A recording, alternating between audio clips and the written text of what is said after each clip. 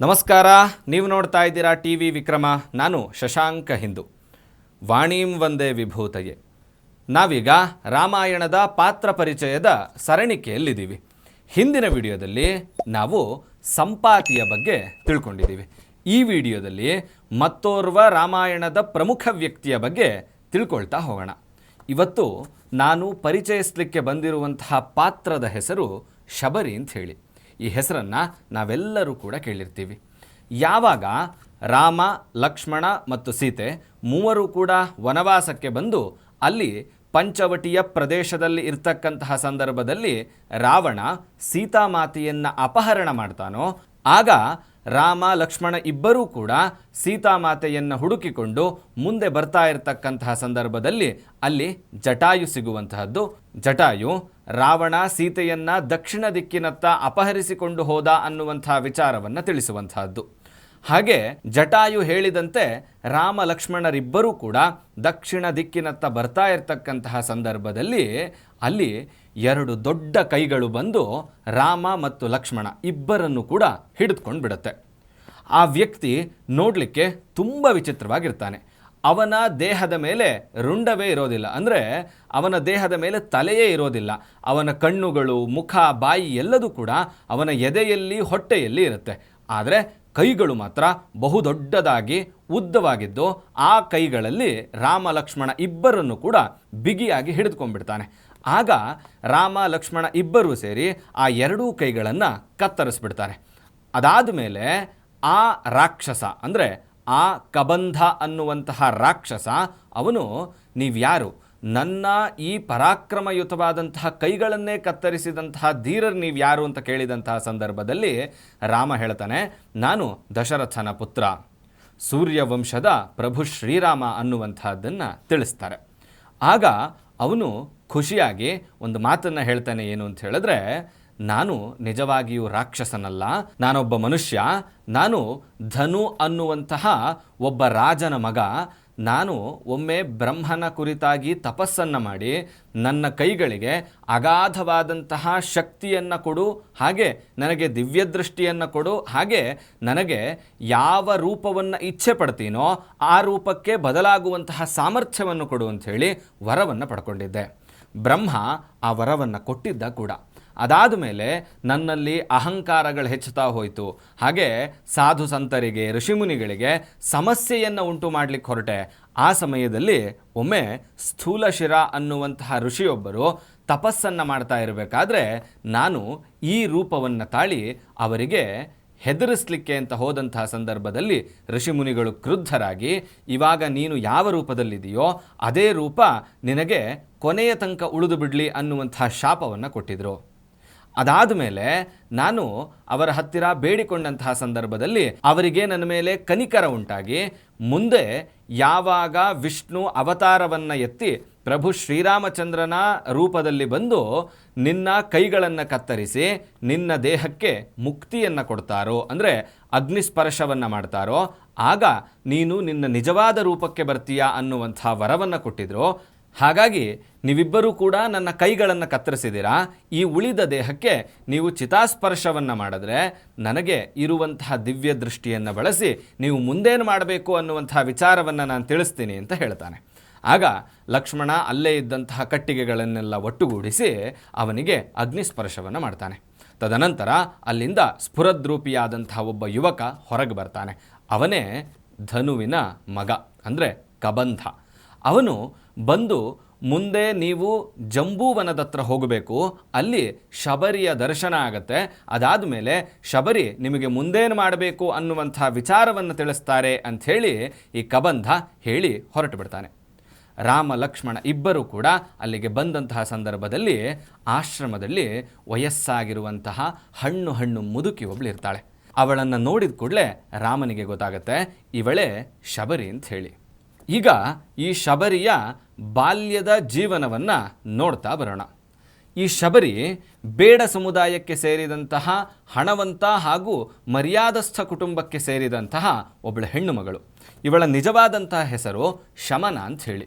ಇವಳು ಯಾವಾಗ ಯೌವನಾವಸ್ಥೆಗೆ ಬರ್ತಾಳೋ ಅವಳಿಗೆ ಮದುವೆಯನ್ನು ಮಾಡಬೇಕು ಅಂಥೇಳಿ ತೀರ್ಮಾನವನ್ನು ಮಾಡ್ತಾರೆ. ಶಮನ ಮೊದಲಿಂದಲೂ ಕೂಡ ಅಹಿಂಸಾವಾದಿ. ಅವಳಿಗೆ ಪ್ರಾಣಿಗಳನ್ನು ಕೊಲ್ಲೋದಾಗಲಿ, ಮಾಂಸಾಹಾರ ಸೇವನೆಯಾಗಲಿ, ಬೇಟೆಗಳಾಗಲಿ ಇಷ್ಟ ಆಗ್ತಾ ಇರೋದಿಲ್ಲ. ಯಾರಿಗೂ ಕೂಡ ಹಿಂಸೆಯನ್ನು ನೀಡದೆ ಶಾಂತಿಯನ್ನು ಪ್ರತಿಪಾದಿಸ್ತಾ ಇರ್ತಾಳೆ. ಮುಂದುವರೆದು ಯಾವಾಗ ಇವಳಿಗೆ ಮದುವೆ ಅಂತ ತೀರ್ಮಾನ ಆಗುತ್ತೋ ಆ ಸಮಯದಲ್ಲಿ ಮದುವೆಯ ದಿಬ್ಬಣದಲ್ಲಿ 100 ಕುರಿಗಳನ್ನು ಕಡಿದು ಅದರ ಮಾಂಸದ ಜೊತೆಗೆ ದಿಬ್ಬಣವನ್ನು ಮಾಡಬೇಕು. ಆ ದಿಬ್ಬಣದ ಜೊತೆಗೆ ಅನೇಕ ವಿಧವಾದಂತಹ ಮಾಂಸಾಹಾರದ ಅಡುಗೆಗಳ ತಿನಿಸುಗಳನ್ನು ತೆಗೆದುಕೊಂಡು ಹೋಗಬೇಕು ಅನ್ನುವಂತಹ ಸಂಪ್ರದಾಯ ಇರುತ್ತೆ. ಆದರೆ ಇವಳು ಯೋಚನೆ ಮಾಡ್ತಾಳೆ, ಒಂದು ವೇಳೆ ನಾನು ಮದುವೆ ಆಗಿದ್ದೆ ಆದರೆ 100 ಕುರಿಗಳು ತಮ್ಮ ಜೀವವನ್ನು ಕೊಡಬೇಕಾಗುತ್ತೆ. ಹಾಗಾಗಿ ನಾನು ಮದುವೆಯೇ ಬೇಡ ಅಂಥೇಳಿ ನಮ್ಮ ತಂದೆ ಹತ್ರ ಹೇಳಿದ್ರೆ ಅವರು ಕೂಡ ಒಪ್ಪೋದಿಲ್ಲ.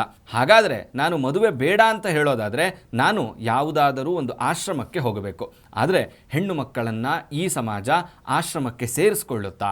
ಹಾಗೆ ನಾನೊಬ್ಬಳು ಕೆಳಜಾತಿಯವಳು, ನನ್ನನ್ನು ಈ ಆಶ್ರಮಕ್ಕೆ ಸೇರಿಸ್ಕೊಳ್ತಾರಾ ಅನ್ನುವಂಥ ಅನೇಕ ಪ್ರಶ್ನೆಗಳಿದ್ದರೂ ಕೂಡ ರಾತ್ರೋರಾತ್ರಿ ತನ್ನ ಮನೆಯಿಂದ ಹೊರಟು ಶಮನ ಕಾಡಿನತ್ತ ಹೊರಟು ಬಿಡ್ತಾಳೆ. ಮುಂದುವರೆದು ಅನೇಕ ಆಶ್ರಮಗಳಲ್ಲಿ ಅವಳು ವಿದ್ಯೆಯನ್ನು ಕೇಳಿದಂತಹ ಸಂದರ್ಭದಲ್ಲಿ ಅನೇಕ ಋಷಿಮುನಿಗಳು ಇವಳು ಹೆಣ್ಣು ಅನ್ನೋ ಕಾರಣಕ್ಕೆ, ಇನ್ನೂ ಕೆಲವೊಬ್ಬರು ದಲಿತ ಅನ್ನುವಂತಹ ಕಾರಣಕ್ಕೆ, ಅಂದರೆ ಕೆಳಜಾತಿಯವಳು ಅನ್ನೋ ಕಾರಣಕ್ಕೆ ತಿರಸ್ಕರಿಸ್ಬಿಡ್ತಾರೆ. ಮುಂದುವರೆದು ಯಾವಾಗ ಮಾತಂಗ ಮಹರ್ಷಿಗಳ ಆಶ್ರಮಕ್ಕೆ ಬರ್ತಾಳೋ ಆಗ ಮಾತಂಗ ಮಹರ್ಷಿಗಳು ನಿನ್ನ ಹೆಸರೇನು, ನಿಂದು ಯಾವೂರು ಅನ್ನುವಂತಹ ವಿಚಾರ ಕೇಳ್ತಾರೆ ಹೊರತು ಲಿಂಗವನ್ನಾಗಲಿ ಜಾತಿಯನ್ನಾಗಲಿ ಮಾತಂಗ ಮಹರ್ಷಿಗಳು ಪರಿಗಣಿಸೋದೇ ಇಲ್ಲ. ಅದಾದಮೇಲೆ ಅನೇಕ ರೀತಿಯಾದಂಥ ವಿದ್ಯೆಗಳನ್ನು ಶಮನಳಿಗೆ ಧಾರೆ ಎರಿತಾರೆ. ಅಷ್ಟೇ ಅಲ್ಲದೆ ಮಾತಂಗ ಮಹರ್ಷಿಗಳು ಶಮನಾಳಿಗೆ ಇನ್ನೊಂದು ಹೆಸರನ್ನು ಇಡ್ತಾರೆ, ಅದೇ ಶಬರಿ. ಶಬರಿ ಅಂತ ಹೇಳಿದ್ರೆ ಅದು ಅವಳ ಮೂಲ ಜಾತಿ. ಯಾರು ನಿನ್ನನ್ನು ಇವತ್ತು ಜಾತಿಯಿಂದ ಹೊರದಬ್ಬಿದಾರೋ ಅವರೇ ನಿನ್ನ ಹೆಸರನ್ನು ಶ್ರೇಷ್ಠ ಅಂತ ಹೇಳಿಕೊಳ್ಳುವಂತಹ ಪರಿಸ್ಥಿತಿ ಬರಲಿ ಅನ್ನುವಂಥ ವರವನ್ನು ಕೊಟ್ಟು ಶಬರಿ ಅನ್ನುವಂಥ ಹೆಸರನ್ನು ಇಟ್ಟಿರ್ತಾರೆ. ಮತ್ತು ಇದೇ ಹೆಸರಿನಿಂದ ನೀನು ಲೋಕದಲ್ಲಿ ಕೀರ್ತಿಯನ್ನು ಪಡೀತೀಯಾ ಅನ್ನುವಂಥದ್ದನ್ನು ಕೂಡ ಹೇಳಿರ್ತಾರೆ. ಅದಾದ ಮೇಲೆ ಸುತ್ತಮುತ್ತಲಿನ ಆಶ್ರಮದವರು ಶಬರಿಯನ್ನು ಮಾತಂಗ ಮಹರ್ಷಿಗಳು ಆಶ್ರಮದಲ್ಲಿ ಇಟ್ಕೊಂಡಿದ್ದಾರೆ ಅನ್ನೋ ಕಾರಣಕ್ಕೋಸ್ಕರ ಮಾತಂಗ ಮಹರ್ಷಿಗಳ ಆಶ್ರಮಕ್ಕೆ ಜನರು ಬರುವಂತಹದ್ದು ಕಡಿಮೆ ಆಗುತ್ತೆ, ಭಕ್ತಾದಿಗಳ ಸಂಖ್ಯೆ ಕಡಿಮೆ ಆಗುತ್ತೆ. ಆದರೂ ಕೂಡ ಮಾತಂಗ ಮಹರ್ಷಿಗಳು ಯಾವುದೇ ರೀತಿಯಾದಂತಹ ತಲೆಯನ್ನು ಕೆಡಿಸ್ಕೊಳ್ಳೋದಿಲ್ಲ. ಮುಂದುವರೆದು ಯಾವಾಗ ಶಬರಿ ಹಣ್ಣನ್ನು ಕೀಳಲಿಕ್ಕೆ ಅಂಥೇಳಿ ಮರದ ಹತ್ರ ಬರ್ತಾಳೋ, ಅದಾದಮೇಲೆ ನೀರನ್ನು ತೆಗೆದುಕೊಂಡು ಹೋಗಬೇಕು ಅಂಥೇಳಿ ನದಿಯ ಹತ್ರ ಸರೋವರದ ಹತ್ರ ಬಂದಂತಹ ಸಂದರ್ಭದಲ್ಲಿ ಇವಳು ಮುಟ್ಟಿದಂತಹ ನೀರನ್ನು ಮುಟ್ಟದೇ ಇರೋದು, ಇವಳು ಮುಟ್ಟಿದಂತಹ ಮರವನ್ನು ಮುಟ್ಟದೇ ಇರೋದು, ಈ ರೀತಿಯಾದಂತಹ ವರ್ತನೆಯನ್ನು ಸುತ್ತಮುತ್ತಲಿನ ಆಶ್ರಮದ ಜನರು ತೋರಿಸ್ತಾ ಇರ್ತಾರೆ. ಆದರೂ ಕೂಡ ಶಬರಿ ಯಾವುದಕ್ಕೂ ತಲೆ ಕೆಡಿಸ್ಕೊಳ್ಳದೆ ಅವಳು ಆಶ್ರಮದಲ್ಲಿರ್ತಾಳೆ. ಕಾಲಾಂತರದಲ್ಲಿ ಮಾತಂಗ ಮಹರ್ಷಿಗಳು ತಮ್ಮ ಅಂತ್ಯಕಾಲ ಸಮೀಪಿಸ್ತು ಅನ್ನುವಂಥ ವಿಚಾರವನ್ನು ತಿಳಿಸಿ, ನೀನು ಆಶ್ರಮದಲ್ಲಿ ಒಬ್ಬಳೇ ಇದ್ದರೂ ಕೂಡ ಯಾವತ್ತೂ ದೇಹತ್ಯಾಗದ ನಿರ್ಧಾರವನ್ನು ಮಾಡಬಾರದು ಅನ್ನುವಂಥ ಪ್ರಮಾಣವನ್ನು ತೆಗೆದುಕೊಂಡು ಮುಂದೆ ಪ್ರಭು ಶ್ರೀರಾಮಚಂದ್ರ ಬರ್ತಾನೆ. ಅವನಿಗೆ ಸೀತಾಮಾತೆಯ ಅನ್ವೇಷಣೆಯಲ್ಲಿ ನೀನು ದಾರಿಯನ್ನು ತೋರಿಸಬೇಕು, ಅದಾದ ಮೇಲೆ ನೀನು ಸ್ವರ್ಗಕ್ಕೆ ತಲುಪ್ತೀಯಾ ಅನ್ನುವಂತಹ ವಿಚಾರವನ್ನು ತಿಳಿಸಿ ಮಾತಂಗ ಮಹರ್ಷಿಗಳು ಅವರು ದೇಹತ್ಯಾಗವನ್ನು ಮಾಡಿರ್ತಾರೆ. ಯಾವಾಗ ಪ್ರಭು ಶ್ರೀರಾಮಚಂದ್ರರು ಆಶ್ರಮಕ್ಕೆ ಬರ್ತಾರೋ ಆಗ ಶಬರಿಗೆ ವಯಸ್ಸಾಗಿರುತ್ತೆ, ಹಣ್ಣು ಮುದುಕಿಯಾಗಿರ್ತಾಳೆ. ಇವರು ಬಂದಂತಹ ಸಂದರ್ಭದಲ್ಲಿ ನೈವೇದ್ಯಕ್ಕೆ ಅಂದರೆ ಅವರ ಪ್ರಸಾದಕ್ಕೆ ಏನು ಕೊಡಬೇಕು ಅಂತ ಯೋಚನೆ ಮಾಡಿದಂತಹ ಸಂದರ್ಭದಲ್ಲಿ ಅಲ್ಲಿ ಯಾವುದೇ ರೀತಿಯಾದಂಥ ಆಹಾರ ಇರೋದಿಲ್ಲ. ಮಾತಂಗ ಮಹರ್ಷಿಗಳಿಗೆ ಇಷ್ಟ ಅಂಥೇಳಿ ಜಂಬೂ ನೇರಳೆಯ ಗಿಡಗಳನ್ನು ನೆಟ್ಟಿರ್ತಾಳೆ. ಅದು ದೊಡ್ಡದಾಗಿ ಮರಗಳಾಗಿ ಅದರಲ್ಲಿ ಹಣ್ಣುಗಳನ್ನು ತೆಗೆದುಕೊಂಡು ಬಂದು ಆಶ್ರಮದಲ್ಲಿ ಇಟ್ಟಿರ್ತಾಳೆ. ಅದಾದ ಮೇಲೆ ರಾಮ ಬಂದಂತಹ ಸಂದರ್ಭದಲ್ಲಿ ಜಂಬೂ ನೇರಳೆ ಇದೆ, ಅದನ್ನೇ ಪ್ರಸಾದವಾಗಿ ಸ್ವೀಕರಿಸು ಅಂತ ಕೇಳಿದಂತಹ ಸಂದರ್ಭದಲ್ಲಿ ಪ್ರಭು ಶ್ರೀರಾಮಚಂದ್ರ ಹೇಳ್ತಾರೆ, ನನಗೂ ಕೂಡ ಜಂಬೂ ನೇರಳೆ ಅಂತ ಹೇಳಿದ್ರೆ ತುಂಬ ಇಷ್ಟ ಅಂತ ಹೇಳಿ. ಆದರೆ ಇವಳು ಇದು ಜಂಬೂ ನೇರಳೆ ಬಿಡುವಂತಹ ಸಮಯ ಅಲ್ಲದೆ ಹೋದ್ರಿಂದ ಎಲ್ಲ ಹಣ್ಣುಗಳು ಚೆನ್ನಾಗಿರೋದಿಲ್ಲ, ಹಾಗಾಗಿ ನಾನು ಯಾವ ಹಣ್ಣು ಚೆನ್ನಾಗಿದೆಯೋ ಅದನ್ನು ಮಾತ್ರ ನಿನಗೆ ಕೊಡ್ತೀನಿ ಅಂಥೇಳಿ ಅದರ ತೊಟ್ಟನ್ನು ಕಚ್ಚಿ ಯಾವ ಹಣ್ಣು ಸಿಹಿಯಾಗಿದೆಯೋ ಅದನ್ನು ಮಾತ್ರ ಪ್ರಭು ಶ್ರೀರಾಮಚಂದ್ರರಿಗೆ ಕೊಡ್ತಾ ಹೋಗ್ತಾಳೆ. ಇದು ಲಕ್ಷ್ಮಣನಿಗೆ ಸ್ವಲ್ಪ ಇರಿಸುಮುರಿಸಾಗುತ್ತೆ. ಆ ಕಾಲದಲ್ಲಿ ಎಂಜಲನ್ನು ತಿನ್ನುವಂತಹದ್ದು ಮಹಾ ಅಪರಾಧ ಅನ್ನುವಂತಹದ್ದನ್ನು ಪರಿಗಣಿಸ್ತಾ ಇದ್ರು. ಆದರೆ ಪ್ರಭು ಶ್ರೀರಾಮಚಂದ್ರರು ನೋಡಿದ್ದು ಕೇವಲ ಅವಳ ಭಕ್ತಿಯನ್ನು ಶ್ರದ್ಧೆಯನ್ನೇ ಹೊರತು ಅವಳ ಜಾತಿಯನ್ನಲ್ಲ, ಅವಳು ಯಾವ ಲಿಂಗದವಳು ಅಂತಲ್ಲ, ಹಾಗೆ ಅವಳ ಎಂಜಲನ್ನೂ ಅಲ್ಲ.